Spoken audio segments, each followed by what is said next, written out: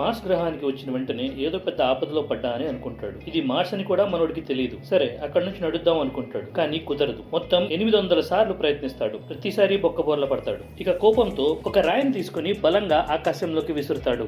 ఆ రాయి బుల్లెట్ లాగా దూసుకు వెళ్లిపోతుంది. అలాగే రాలుతున్న నక్షత్రం లాగా మాయమైపోతుంది. అప్పుడు ఇక్కడున్న గ్రావిటీ భూమి కన్నా చాలా తక్కువగా ఉందని గ్రహిస్తాడు. ఇక్కడ నడిస్తే పెద్ద లాభం లేదని ఒకేసారి 8 అడుగులు దూకటం మొదలెడతాడు. ఇంకా అప్పుడు ఏం జరిగిందంటే తనకు కొత్త ప్రపంచం మొదలవుతుంది. 2-3 సార్లు దూకటంతోనే ఒక 10 మైళ్ళ దూరం ఉన్న శిఖరానికి చేరుకుంటాడు. తను ఊపిరి పీల్చుకునే లోపలే చాలా మంది ఏలియన్లు తన వైపు దూసుకుంటూ వస్తూ ఉంటారు. ఒక్కొక్క ఏలియన్ దాదాపు 2 మీటర్ల పొడవు ఉంది. అక్కడ నుండి మనోడు దూకి పారిపోతాడు. అది చూసిన ఏలియన్ లీడర్ ఆశ్చర్యపోతాడు. ఇంత పైకి ఎగిరి దూకే జీవిని వీళ్ళు ఇప్పుడు దాకా చూడలేదు. అప్పుడు ఆ లీడర్ అతన్ని బంధించి వేటలాగా పట్టుకురామని చెప్తాడు. ఆ తెగ అతన్ని ఈడ్చుకొస్తుంది. తర్వాత వాళ్ళకి ఎంటర్టైన్మెంట్ కోసం తనని మళ్ళీ దూకమని చెప్తారు. కానీ మనోడు చేయనంటాడు. బాగా కోపంతో ఉన్న లీడర్ అతన్ని బంధించాలని చెప్తాడు. ఇక అతన్ని బంధించి అక్కడ టార్చర్ చేయడం మొదలు పెడతారు. అంతేకాకుండా అతన్ని నీళ్ళలో పడేసి అతని మీద ఒక పౌడర్ ని కూడా చల్లుతారు. ఇదంతా అనుభవించిన హీరోకి రక్తం మరిగిపోయేంత కోపం వస్తుంది. ఎలాగైనా రాత్రి పారిపోవాలనుకుంటాడు. కానీ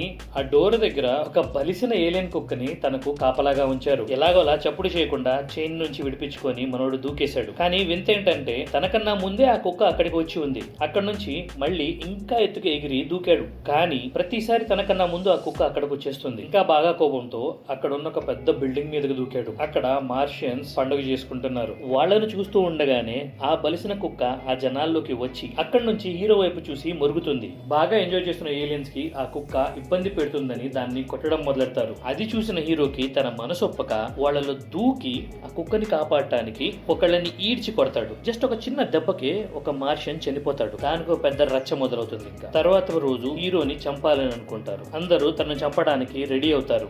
అయితే వెంటనే 3 పెద్ద స్పేస్ షిప్స్ ఆకాశం నుండి కిందకొస్తాయి. భయంతో మార్షియన్స్ అందరూ లోపలికి వెళ్ళి దాక్కుంటారు. మార్స్ పైన ఈ తెగ మాత్రమే కాకుండా ఇంకా చాలా అభివృద్ధి చెందిన తెగ ఇంకొకటి ఉందని చెప్పేసి గ్రహిస్తాడు. వాళ్ళల్లో కూడా 2 ఫ్యాక్షన్స్ గా విడిపోయి ఉంటారు. అందులో ఒక గ్రూప్ కి లీడర్ ఏమో శాబల్. వాళ్ళ శత్రువుల యువరాణిని బంధించడానికి ట్రై చేస్తూ ఉంటారు. ఆ రభసలో 2 స్పేస్ షిప్స్ గుద్దుకుంటాయి. అక్కడి నుండి ఆ ప్రిన్సెస్ జారిపోయి కింద పడిపోబోతుంది. ఇదంతా మన హీరో దూరం నుంచి చూస్తూ ఉంటాడు. దీన్ని నెక్స్ట్ పార్ట్ చూడాలనుకుంటున్నారా? నెక్స్ట్ పార్ట్ అని కమెంట్ చేయండి. అలానే మా ఛానల్ ని సబ్స్క్రైబ్ చేసుకోండి.